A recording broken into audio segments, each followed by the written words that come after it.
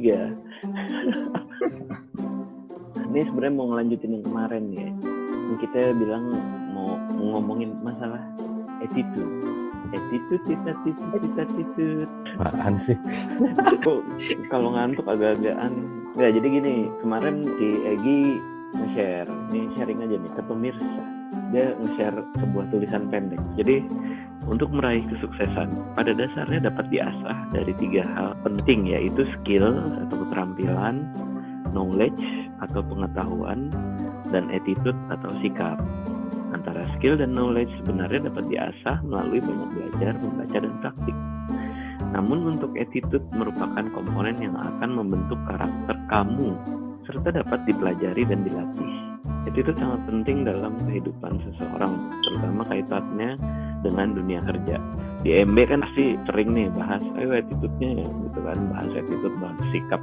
Dari tulisan yang tadi itu cuplikannya satu paragraf itu, menurut Kak Rizal gimana? Wah, aku dulu sih. Inilah yang ngelontarin pertama. Iya deh, Egi dulu yang nge-share tulisan. Sebenarnya ya bukan cuma di dunia kerjaan aja sih. Kalau attitude di mana-mana juga penting. Ya orang kan apalagi sama yang baru kenal gitu, ngelihatnya juga pastinya bukan skill sama pengetahuan yang kita miliki, tapi attitude duluan kan yang dinilai. Itu sih kalau menurut aku.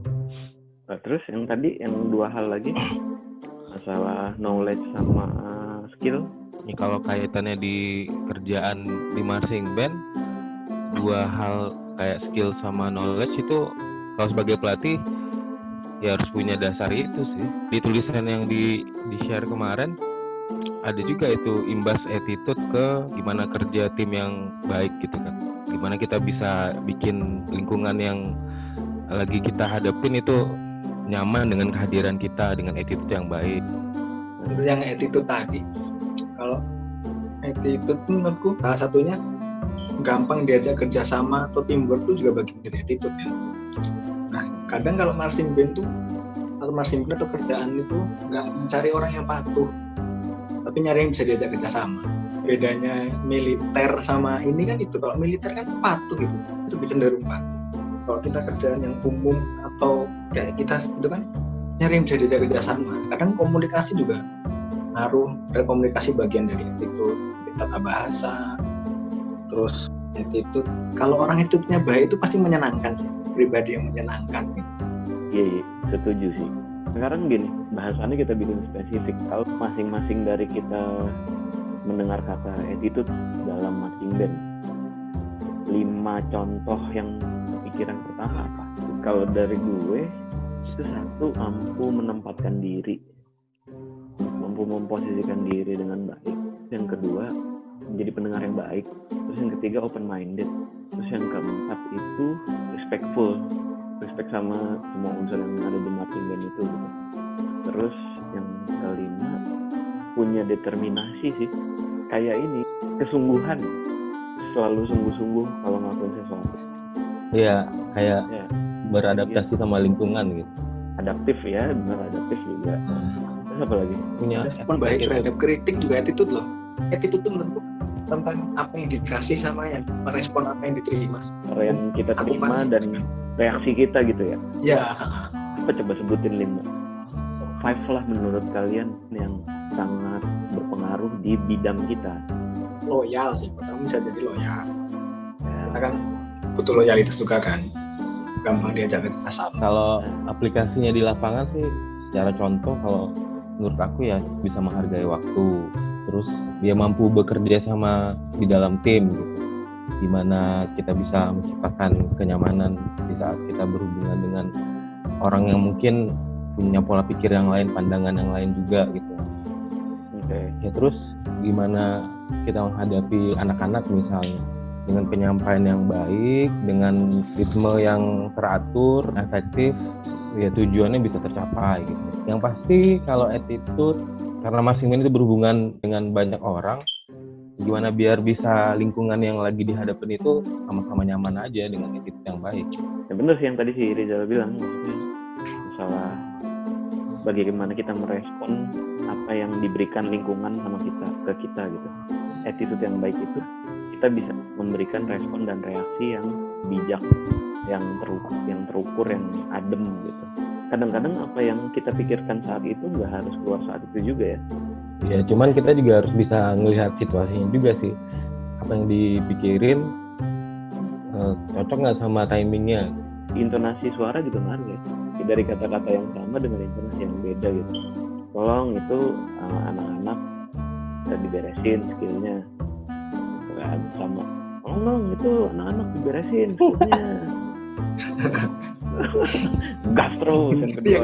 Yang kedua tuh kayaknya kok familiar banget ya. Yang kedua sering tuh kayak.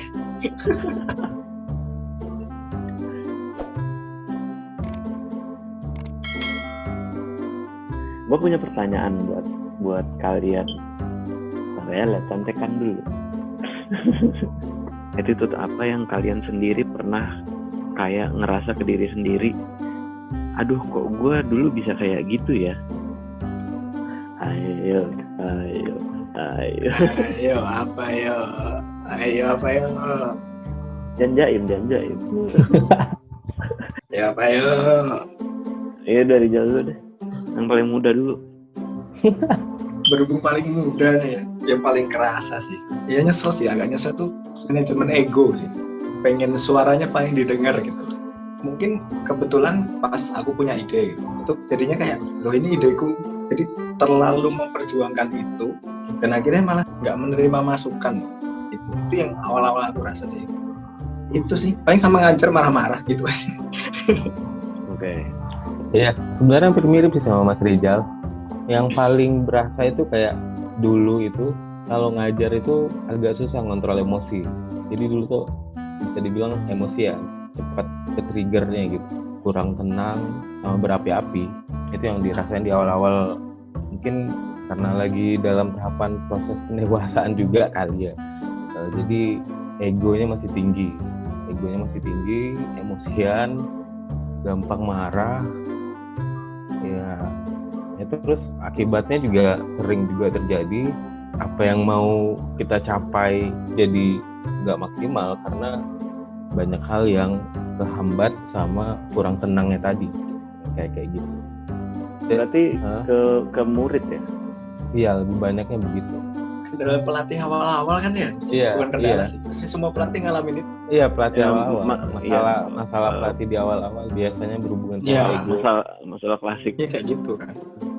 Masalah klasik kan. Kadang-kadang tuh kita, kalau gue ya, kalau di kasus gue kadang-kadang kita tuh kalau marah meledak gitu biasanya tuh karena merasa buntu sih. Jadi gue bukan marah untuk menyelesaikan persoalan, tapi kayak marah karena gue nggak tahu, tapi gue jadi salah sasaran, gue kurang kapasitas, gue sebenarnya mungkin kayak marah atau kecewa sama diri sendiri gitu, tapi yang jadi sasaran malah orang lain gitu. Itu kalau kasus gue. Lanjut. Iya. Terus yang kedua, aku tuh dulu termasuk orang yang anti kritik. Aku udah ngelakuin ini tapi buat teman pelatihan ngeliatnya itu masih belum cukup. Aku ngerasa nggak terima gitu. Yang biasanya yang dikritik apa? Ya macam-macam sih, kayak metode, terus hasilnya juga mungkin gitu. Ya tapi setelah didiemin lagi, dipikirin lagi, oh ternyata ada benernya juga. Ternyata kritik yang diberikan buat kita itu buat ngebentuk kita juga biar bisa lebih baik lagi gitu. Kadang di saat kita ngerjain sesuatu yang dalam pandangan kita itu udah cukup, tapi di saat orang lain ngelihat ada sudut pandang lain yang mungkin belum kelihatan sama kita. Yang paling kelihatan sih sama hasilnya sih. Dulu pernah bawa band ikut lomba terus hasilnya kurang baik, ya di sana evaluasi diri sih. Ya dari proses ya, termasuk salah satunya masukan dari teman-teman gitu juga. Pokoknya tiap habis event, tiap habis lomba atau tiap habis apapun yang berhubungan sama sesuatu yang menuntut hasil, aku pasti berusaha buat coba evaluasi diri sendiri. Itu aja sih, biar bisa lebih baik ke depannya. Mas Rizal cerita tentang konflik horizontal. Nah kalau yang konflik vertikal ke murid? Kalau ke murid gimana ya? Kalau dulu sih dan juga sekarang juga nggak terlalu sulit buat merubah diri dari pelatih ke jadi teman. Jadi misalnya pas jamnya latihan itu jam jadi pelatih, terus terus Ya. selesai latihan ya kita jadi teman. Aku nggak kesulitan sama itu, malah statement itu juga muncul dari anak-anak. Dan aku pas ngelatih marah-marah, selesai latihan ya udah kita makan bareng biasa dan keadaannya normal. Nah anak-anak yang justru menyadari transisi itu loh, peran dari pelatih ke temen itu nggak kesulitan. Cuman yang memang sering kerasa ya horizontal itu dulu.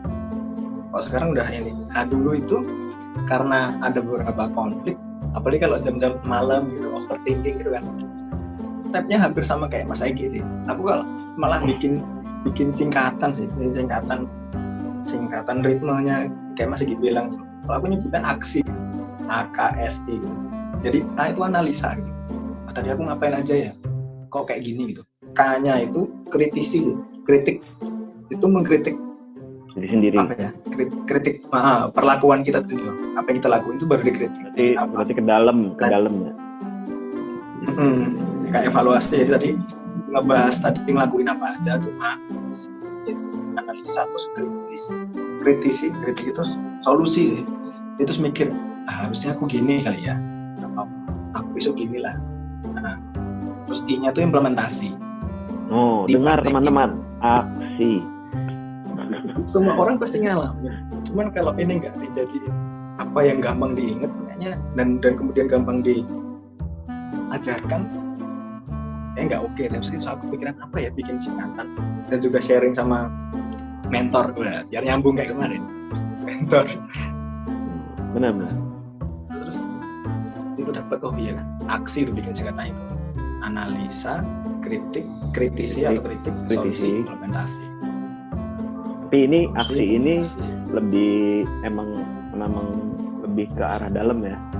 Ke dalam dan ke lingkungan sih. Maksudnya itu kan itu metodenya, urutannya mau ngapain aja.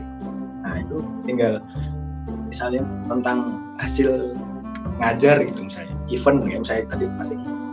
Kan kita nganalisa, kita ikut event apa sih? Terus komposisi kita berapa, terus kita ngapain aja tadi, lagunya gimana sih, dulu gimana sih, terus dikritisi kan, loh kok kenapa kok melakukan ini misalnya gitu. Terus solusi terus implementasi. Begitu sampai implementasi ya balik lagi ke A, dicek kan benar apa enggak, dikritisi lagi, solusi lagi, dipraktekin lagi. Begitu sampai I balik lagi, jadi itu kayak cycle gitu lah. Sebenarnya kalau masalah gue pribadi juga sama sih, kurang lebih ada punya masalah ego juga gitu kan. Nah pertanyaan gue gini, kenapa ya kita kok punya masalah ego? Kenapa pas jadi pemain kayaknya gue nggak terlalu kayak gitu. Kenapa pas jadi pelatih kayak gitu? Kalau menurut aku sih karena dulu mungkin pas di awal-awal masih banyak yang belum kita ketahuin gitu. Maksudnya step-step yang mungkin belum kita lewatin, terus kita merasa udah tahu, tapi ternyata bukan kayak gitu. Pengetahuan kita masih setengah tapi udah so tahu ya. Iya. Tahu setengah itu lebih bahaya sih kadang-kadang daripada nggak tahu sama sekali. Kalau gue mikirnya kualitas pengetahuan dan ilmu berbanding lurus sama attitude kita. Justru dimulainya kalau menurut gue itu dari attitude dulu. Karena ya itu tadi, attitude kan luas gitu. Termasuk bagaimana cara kita belajar itu kan dipengaruhi sama attitude juga. Kalau kita ngerasa paling pinter sendiri, paling bisa sendiri, ya jadi nutup jalan sih buat pengetahuan untuk masuk biasanya. Oh sama ini, seharusnya bukan masalah, tapi dulu gue menjadikan ini masalah ujian. Jadi kalau gue sekarang ngeliat ya, gue menyikapinya salah. Jadi kayak mungkin dulu ketika gue waktu masih jadi pemain, misalnya teman-teman atau pelatih atau senior yang lain mungkin nganggep Budi jago gitu, terus misalnya contohnya ke Budi mainnya gitu misalnya, tapi bukannya jadi motivasi, malah gitu jadi ngasih makan ego gue sih. Apa kalian mengalami itu juga? Kalau gue dulu, gue nggak tahu ini menurut kalian sama apa enggak, tapi reaksi gue adalah gue pokoknya tahun depan harus lebih mantep gitu, atau proyek berikutnya gue harus lebih mantep.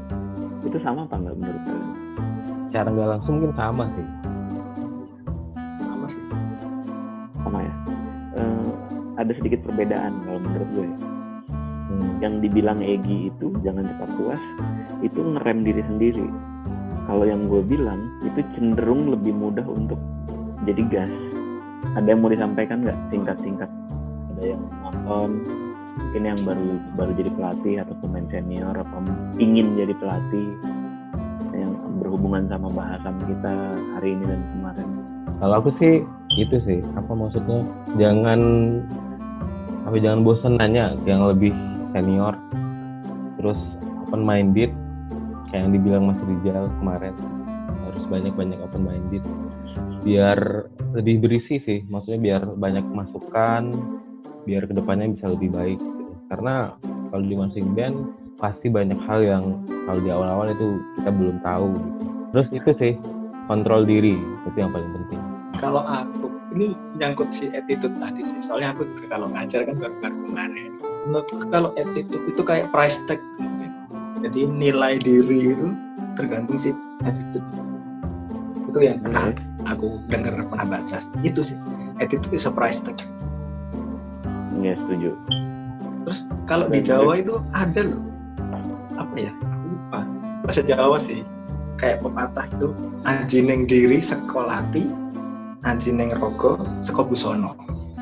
Jadi aji neng itu maksudnya kayak nilai diri gitu, bukan harga diri, tapi kayak nilai dari value diri itu tergantung dari omongan.